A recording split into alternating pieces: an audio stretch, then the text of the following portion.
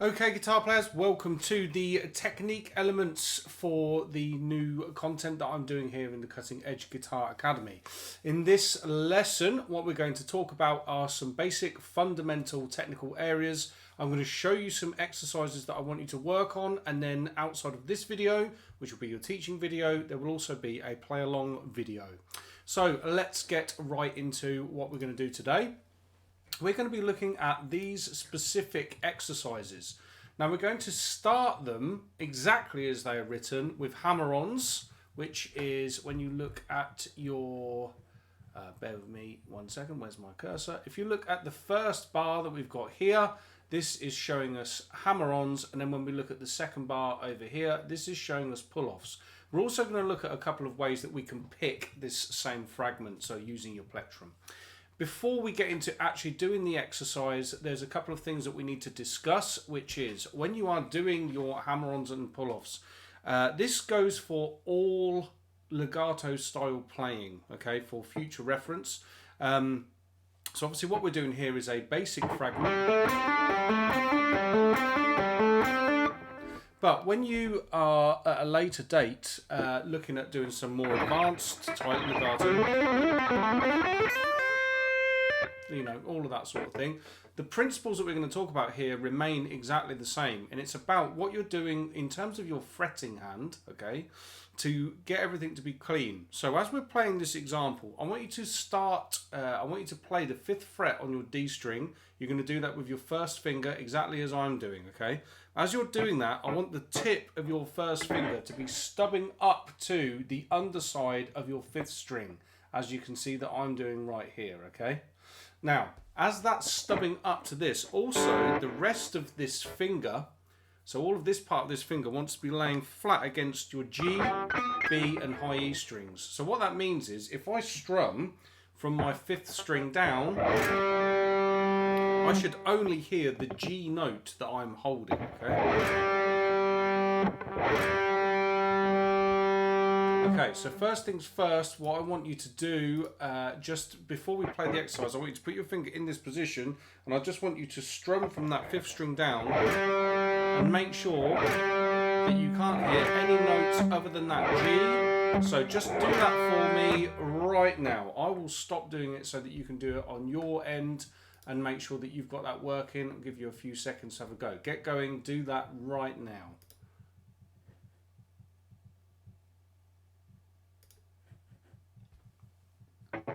So as you're doing it, make sure that you don't hear any extraneous string noise. You only want to hear that G note, okay?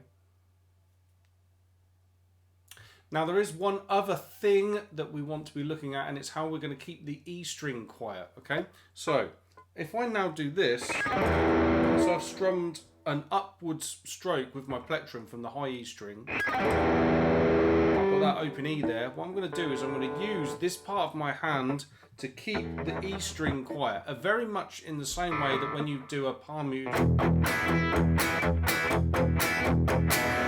rhythm guitar part, that's what we're going to use to keep the E string quiet, okay?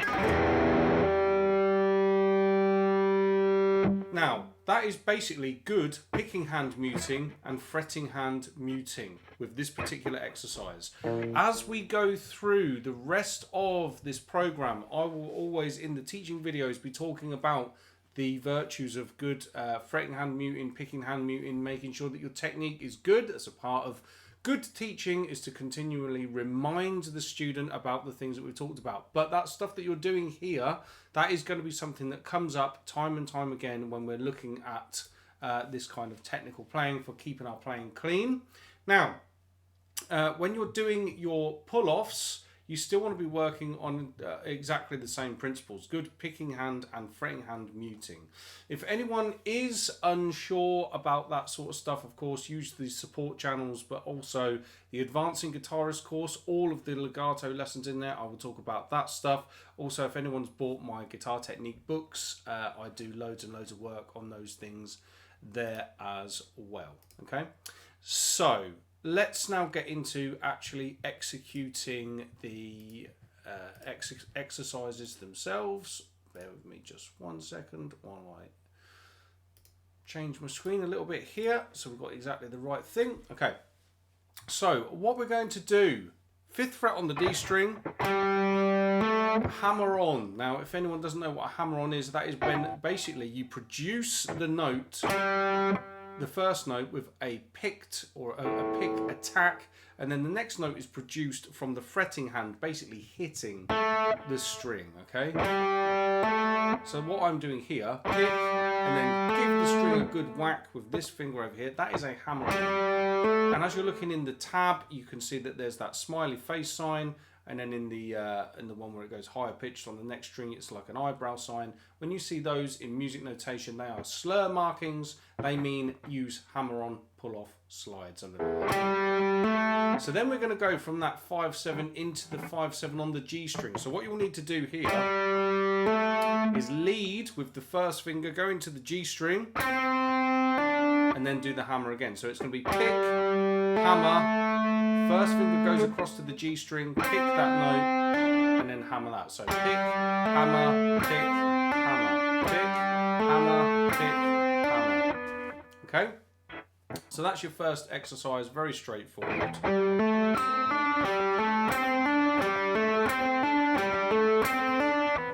Okay, the second exercise that you see after the repeat markings in the music notation, this one here, what we're now going to be looking at is doing a pull-off. So I'll give you a bit of a more of an explanation on pull-offs. Pull-offs are a more in-depth technique. So what we're going to do with a pull-off, you start with both fingers on the guitar, so your first and third finger. We're going to play that 7th fret on the G string, and then the pull-off, effectively this finger here is going to act like a plectrum higher up the guitar. So it's going to flick the string and pull off to that 5th fret. So it's pick, pull downwards, and then away from the string. So you can see here, I pull down and then away like that. Obviously that's super over-exaggerated. Nobody needs to be doing it the way that I'm doing it. But on a smaller scale, downwards and away from the string. And that's what produces the pull-off sound. So we're going to do pull-off on the G string.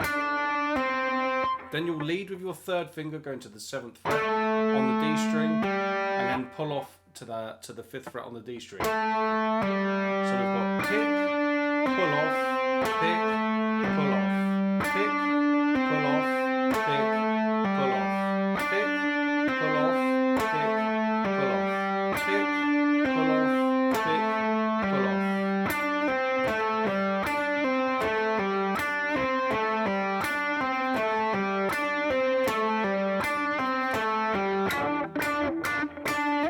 Okay, so they are the two exercises as they are written as hammer-ons and pull-offs. Before you do the play-along video, you want to have a quick practice of those. What we're going to do is we're going to play them at 80 beats per minute, okay? So what I'm going to have is a drum track with a chord in the background, so we've got some context to play this over, and we're just going to play these very, very smoothly, 16th notes at 80 beats per minute, okay?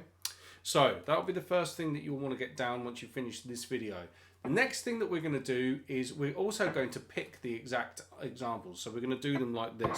Downstroke, upstroke, downstroke, upstroke. So we're using outside of the string alternate picking here. Downstroke, upstroke, downstroke, upstroke. Exactly the same fragment, but just alternate picking it.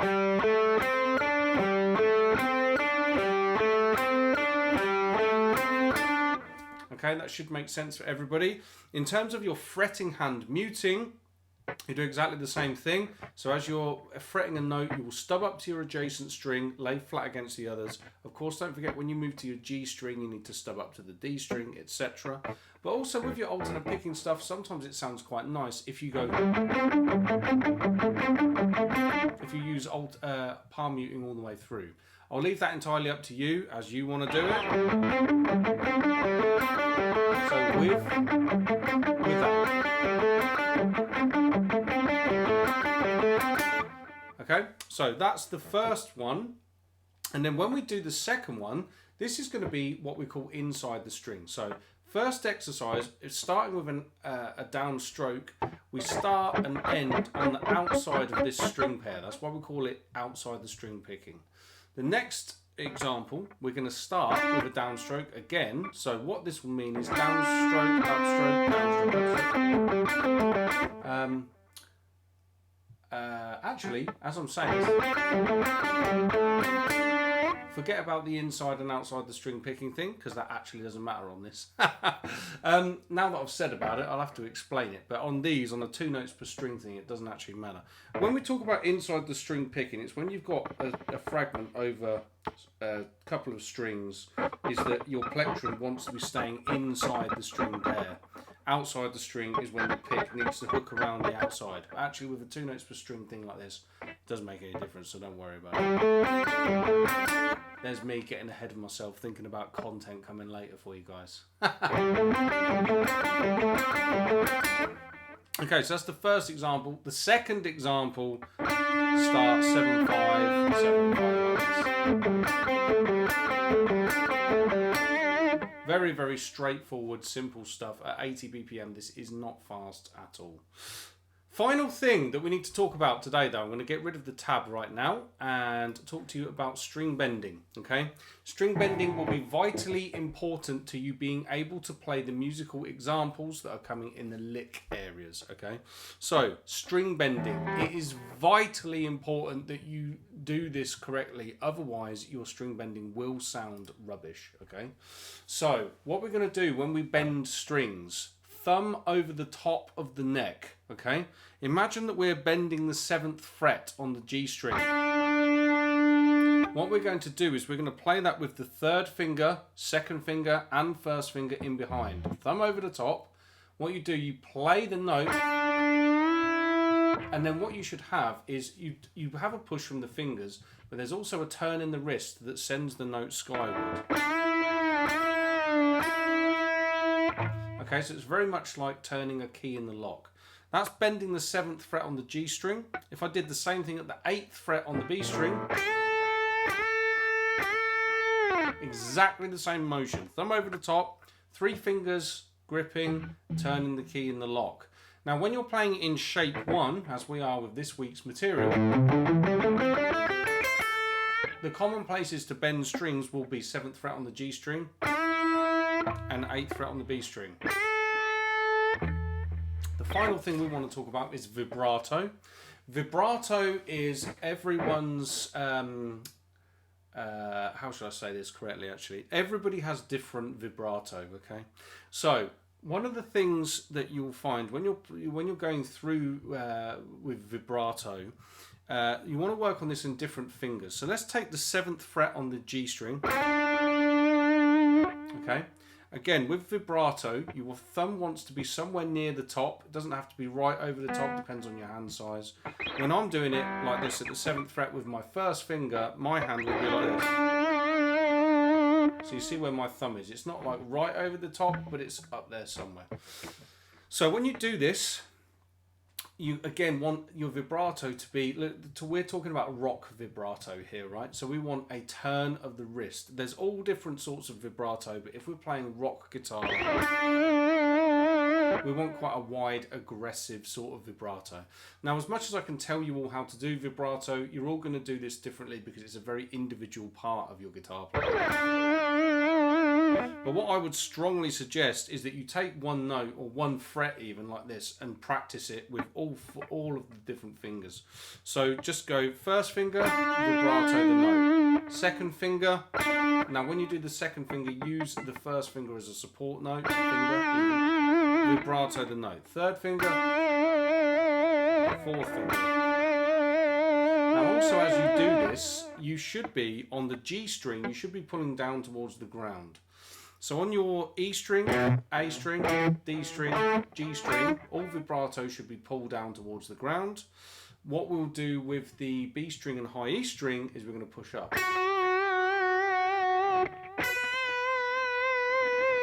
Okay. So what I'm going to suggest for the play along video, what we're going to do is we're actually just going to move through shape 1 of the minor pentatonic. And what we're going to do is we're going to go vibrato on that note, then to the next note with the 4th finger, first, third, first, third, first, third, first, third. And that's what we're going to do as part of the play along. Okay guys, that's it for the teaching video here. Watch this as many times as you need to get the concepts under your fingers before moving on to the play along video. And I'll see you there. Cheers.